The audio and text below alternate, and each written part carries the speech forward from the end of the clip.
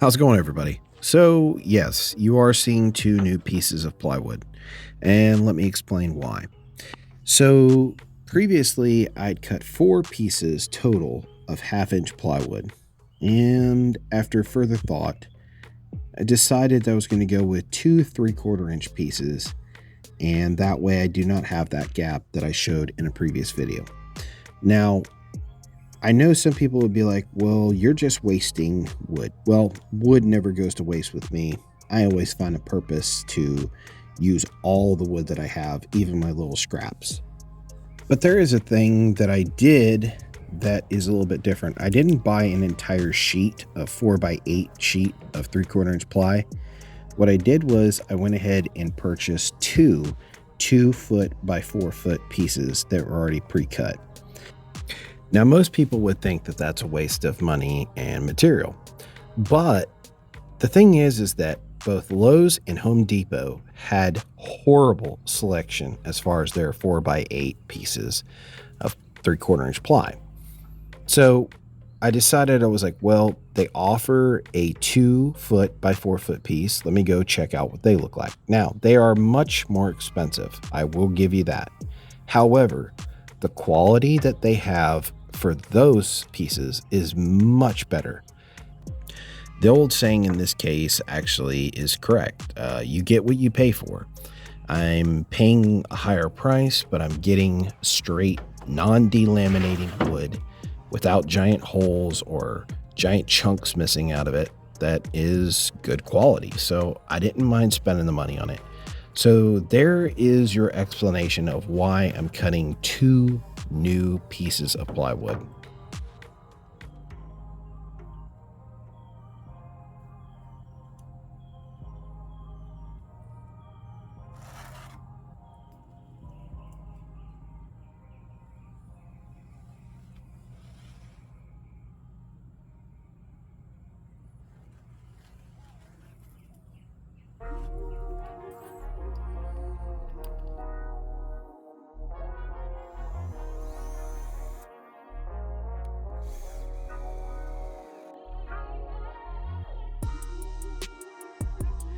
I do want to explain what I'm doing here.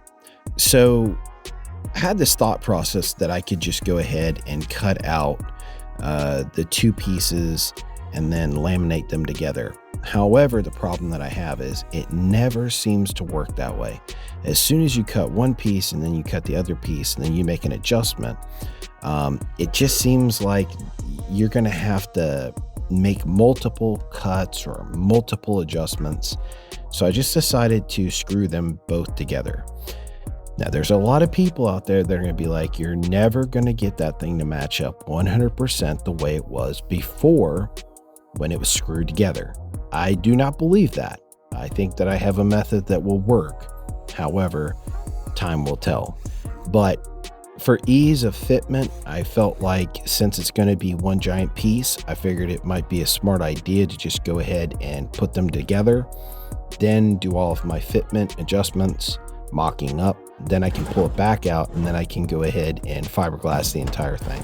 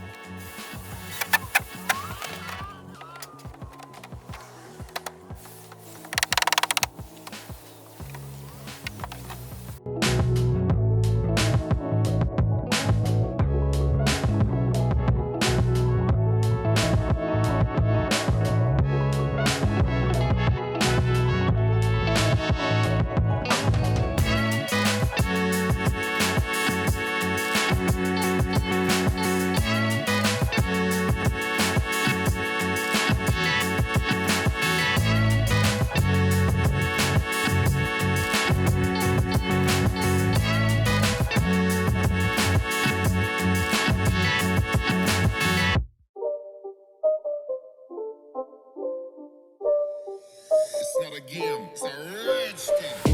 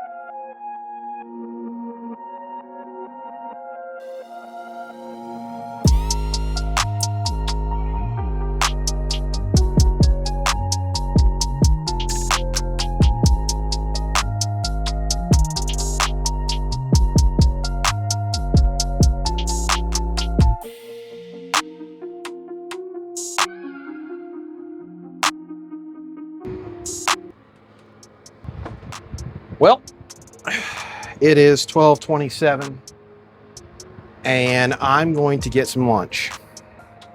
I decided in this video I want to do a lot less talking, maybe voiceover, but physical talking, I just want to keep it to a minimum.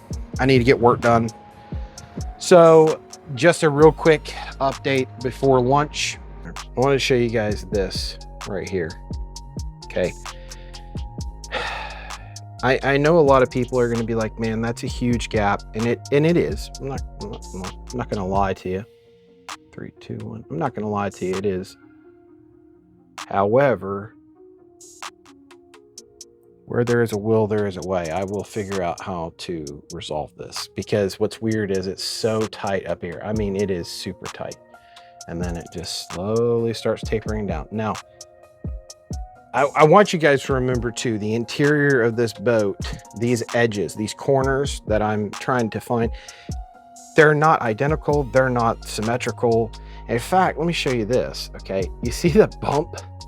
When they cut this boat out of the mold, it is not symmetrical. Yes, it's symmetrical, everything from that cut line, but you know, they didn't take a lot of time to make sure this thing is entirely straight. So when you look at this, you know, you might see, oh, this side's low and this side over here is high. Okay, well, you got to remember, these are not symmetrical cuts from here to here. You think they are, but they're not. So this is, it's very tight down here,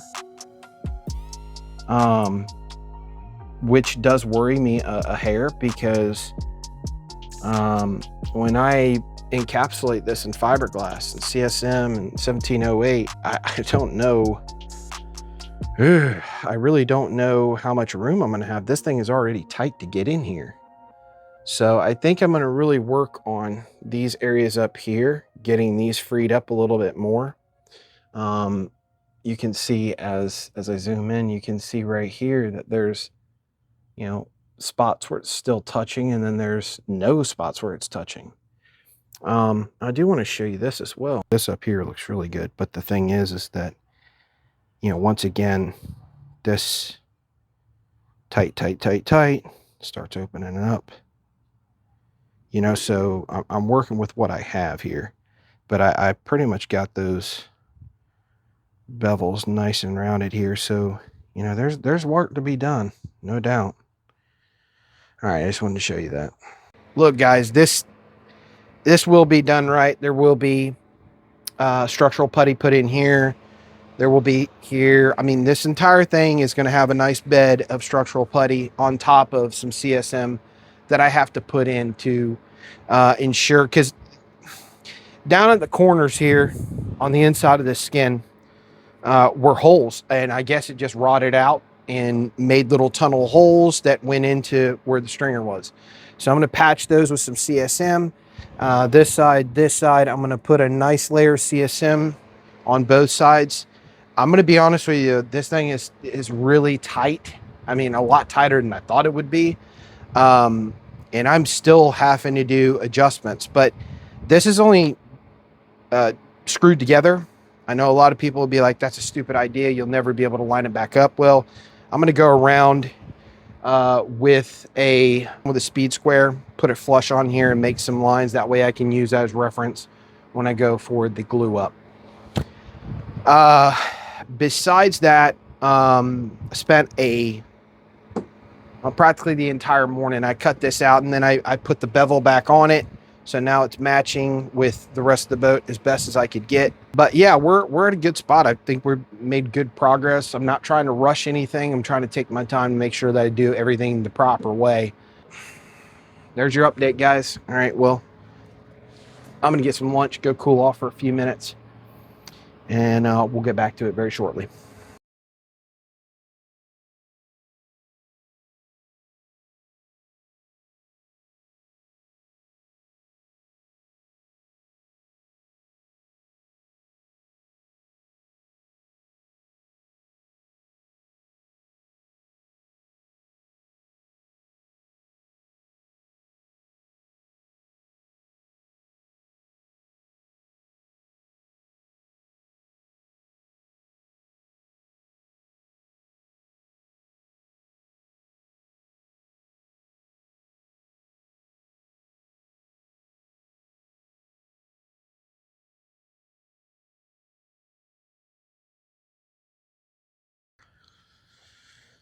All right.